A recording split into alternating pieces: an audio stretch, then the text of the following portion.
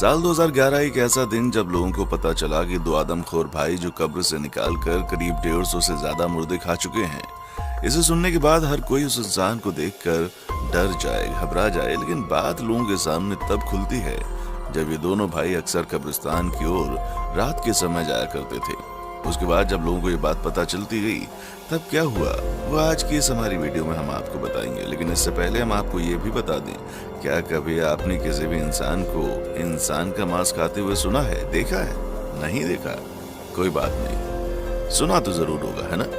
और आज हम आपको एक ऐसी कहानी बताने वाले हैं जिसमें आप जानेंगे कि दो आदमखोर भाइयों के बारे में जो कब्रिस्तान से मुर्दों को खाया करते थे और उसके पीछे का कारण क्या था, वो भी हम आपको इस वीडियो में बताने वाले हैं।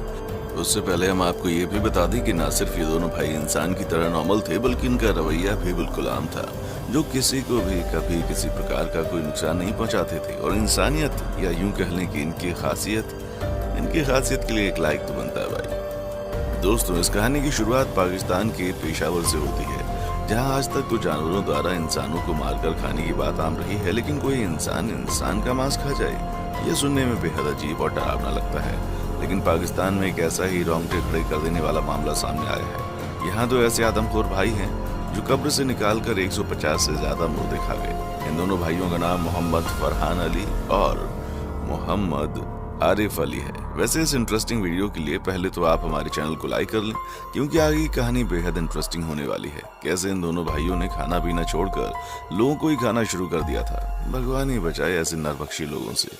खैर, अगर आप इन दोनों भाइयों के बारे में कुछ भी टिप्पणी करना चाहते हैं तो जरूर कीजिएगा, क्योंकि हम भी तो देखें कि आप लोग क्या राय रखते हैं इन दोनों भाइयों के बारे में। वैसे तो मेरा मानना है कि ऐसे लोगों को काल कोठरी में बंद कर देना चाहिए। क्या पता कल को ये लोग जिंदा लोगों को ही मारकर खाने लग जाएं, तो क्या ही होगा, बेचारे लोगों का, है ना। खैर, हम आपको बता दें कि ये दोनों भाई पाकिस्तान के पंजाब में स्थित भक्कर जिले के दरिया खान इलाके में मौजूद खवाबर कलन गांव के रहने वाले ये दोनों भाई शादीशुदा हैं, लेकिन उनकी बीवियां उन्हें छोड़कर जा चुकी हैं। उनका आरोप था कि दोनों उन्हें मारते पीटते थे और गाली गलौज करते थे। दोनों नरभक्षी भाइयों को साल 2011 में पहली बार तब गिरफ्तार किया गया जब वहीं पास के ही कब्रिस्तान से एक महिला का शव अचानक से गायब हो गया।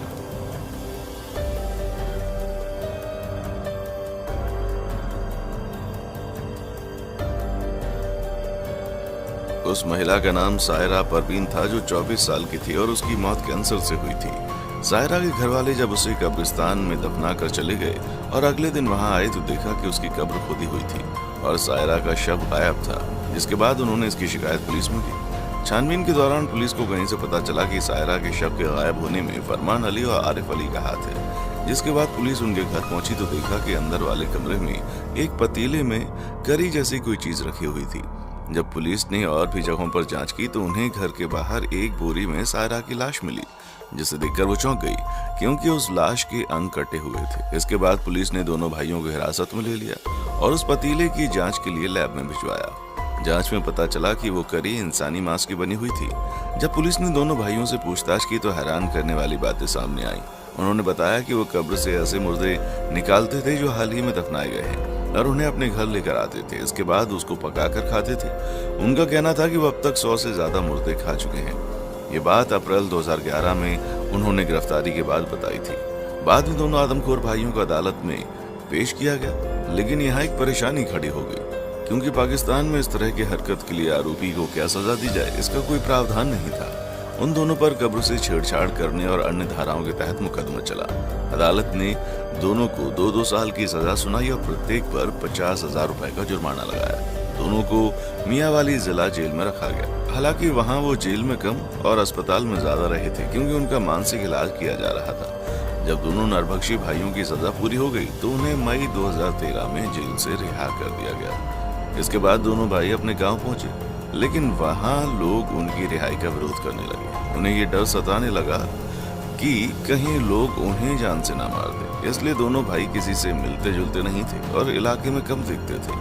अप्रैल 2014 में स्थानीय लोगों ने पुलिस से शिकायत की कि दोनों भाइयों के घर से सड़े हुए मांस की गंध आ रही है। इसके बाद पुलिस ने उनके घर पर छापा मारा तो नजारा हैरान करने वाला था। उन्हें एक कमरे में 2 साल के एक बच्चे का सिर बरामद हुआ, जिसे मौत के बाद कब्रिस्तान में दफनाया गया था। साथ ही वहां एक पतीले में इंसानी मांस की कड़ी रखी हुई थी। हालांकि इन दोनों भाइयों की सजा को लेकर अदालत दुविधा में थी और नजारा ठीक वैसा ही था जैसा साल 2011 में पुलिस के छापे के दौरान था। इसके बाद पुलिस ने उन दोनों भाइयों को गिरफ्तार कर लिया और एक बार फिर अदालत में पेश किया। अब अदालत के बाद फिर से वही परेशानी थी कि ऐसी हरकत के लिए उनको क्या सजा दी जाए, क्योंकि इसको लेकर तो कानून में कोई प्रावधान ही नहीं था। बाद में मामले को पंजाब के सरगोधा में आतंकवाद निरोधक अदालत को सौंप दिया गया। इस अदालत ने फरमान अली और आरिफ अली को बच्चे की कब्र को छेड़ने के साथ साथ आतंक फैलाने और संपत्ति को नुकसान पहुंचाने का दोषी पाया और 12 साल की सजा सुनाई। फिलहाल दोनों नरभक्षी भाई जेल में ही हैं। वैसे आपको बता दें कि दुनिया का परम सत्य मौत है। जिसने भी जन्म लिया है उसकी मृत्यु निश्चित है। इंसान के मर जाने के बाद धर्म के अनुसार उसका अंतिम संस्कार कर दिया जाता है ताकि उसकी आत्मा को शांति मिल सके। जैसा कि हम जानते हैं कि मृत्यु के बाद कोई शव को जला देता है तो कोई उन्हें दफना देता है। वहीं कुछ लोग ऐसे भी होते हैं जो शव को जीवों द्वारा खाने के लिए छोड़ देते हैं। अगर हम प्राचीन मिस्र की सभ्यता की बात करें तो वे शव की मम्मी बनाकर उसे एक संदूक में बंद करके दफना देते थे। ऐसा भी इसलिए करते थे क्योंकि उनका ऐसा मानना था कि शरीर त्यागने के बाद आत्मा इधर उधर भटकती रहती है। ऐसे में वे उसके रहने के लिए एक निश्चित स्थान का बंदोबस्त करते थे। प्राचीन मिस्र में शव के साथ साथ कुछ जरूरत की चीजों को भी उसके साथ दफना देने की प्रथा का चलन था। इसमें उनकी मनपसंद चीजें, जरूरी वस्तुएं और तो और उनके नौकरों को भी दफना दिया जाता था, क्योंकि ऐसी मान्यता थी कि जब आत्मा किसी दूसरे शरीर में पुनर्जन्म लेगी तब वो इन सारी वस्तुओं का इस्तेमाल कर सकेगी। मिस्र के बाद यूनानी एवं रोमन सभ्यताओं का दौर आया।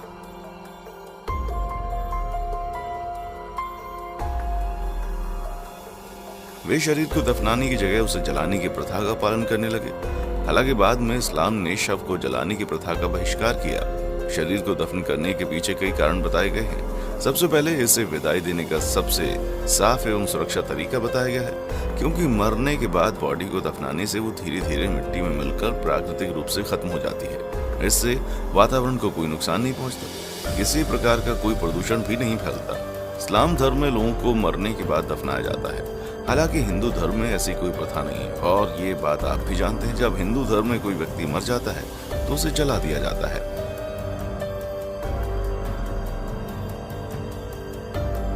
और इस्लाम धर्म में इसके विपरीत जब कोई मरता है तो उसे दफना दिया जाता है और उसके कुछ समय के बाद इंसान की हड्डियां और मांस मिट्टी में मिल जाते हैं। वैसे दोस्तों, आप हमें कमेंट करके बताइएगा कि आप इन दोनों भाइयों के बारे में क्या कहना चाहेंगे, या कोई ऐसी चीज जो इन भाइयों की मिलती जुलती हो। कभी आपने इन भाइयों के बारे में सुना था?